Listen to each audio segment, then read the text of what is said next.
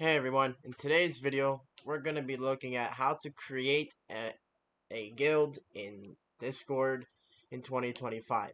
So, just to note, currently guilds for Discord are still experimental features, which means not everyone will have access to the guild settings feature.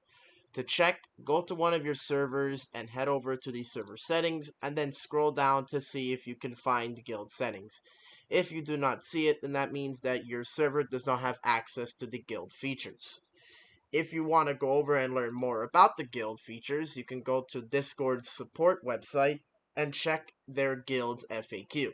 This talks about the guild experiment, what it is, how to create one, and it shows you a quick guide on how to actually access your guild. So as you can see, you go to server settings, and if you had access, it would be a pop-up right there. And here you would be able to add your games and your playstyle and other settings, and then you would be able to create the guild. And then the guild will allow you to add people, which would be from member applications, and then they'd be able to join your guild.